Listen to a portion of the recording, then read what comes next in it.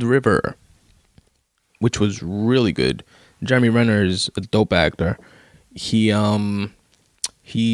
one of the main protagonists, probably I would say the main protagonist of the movie.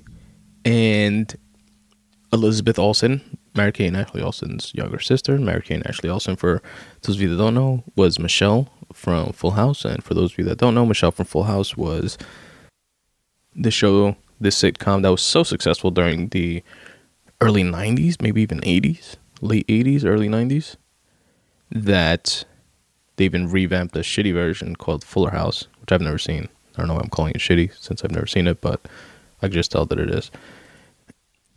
But anyway, back to Wind River.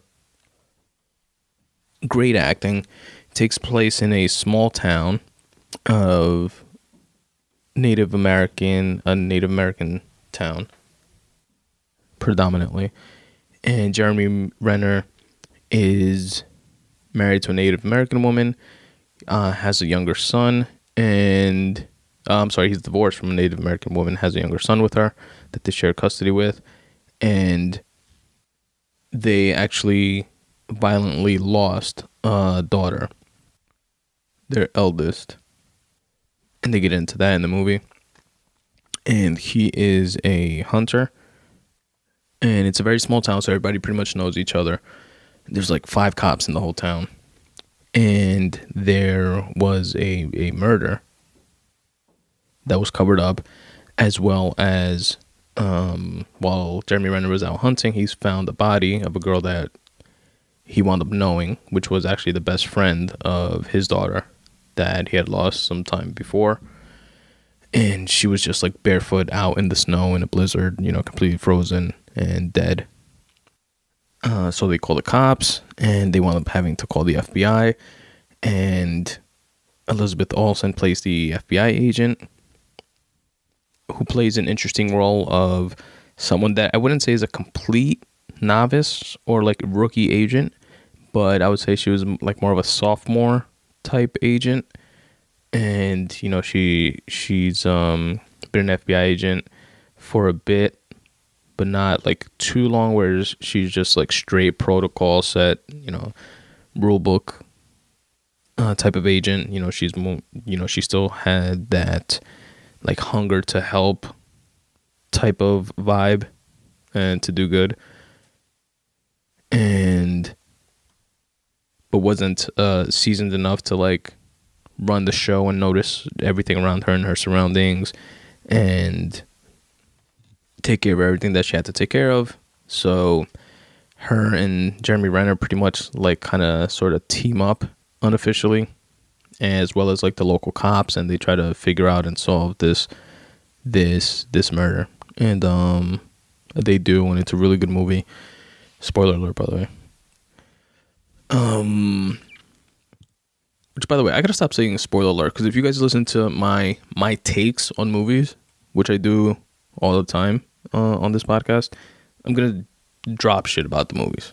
Like, that goes without saying. But if you're a new listener, my bad. But I'm definitely not ruining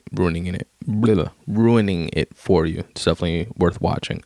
One of my favorite parts in the movie is Jeremy Renner when he is consoling a friend of his, because again, it's a small town, everybody knows each other, or at least an acquaintance of his, but he knows the family. He knows the new girl that died was his daughter's best friend, and the families know each other, and he is consoling the father of the new girl that died. And there's like a really long, not really long, there's a fairly long monologue, which you guys know I'm a sucker for, and I love monologues and dialogues in movies. This one was definitely satisfying, and it's all about how to cope and deal with death.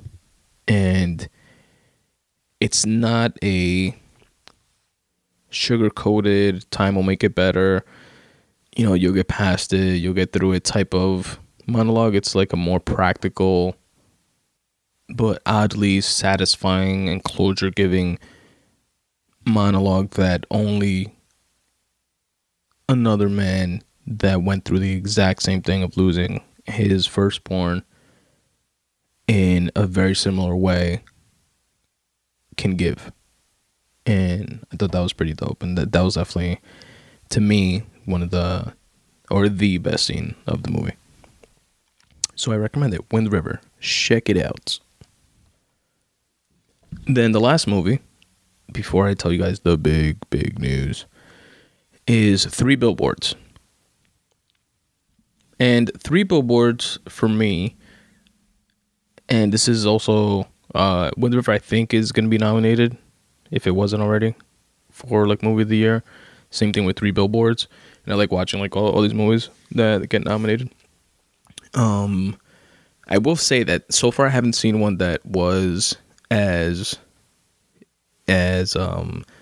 impactful to me as I think it was last year's like slate of movies of the year. Like there was a bunch of good ones, and Manchester by the Sea was such a fucking dope movie. I love that movie. It was so good.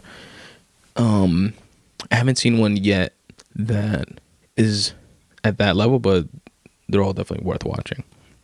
The ones that I mentioned so far. Downsizing is not one of them though, but I think Wind River and 3 Billboards definitely are like up for movie of the year.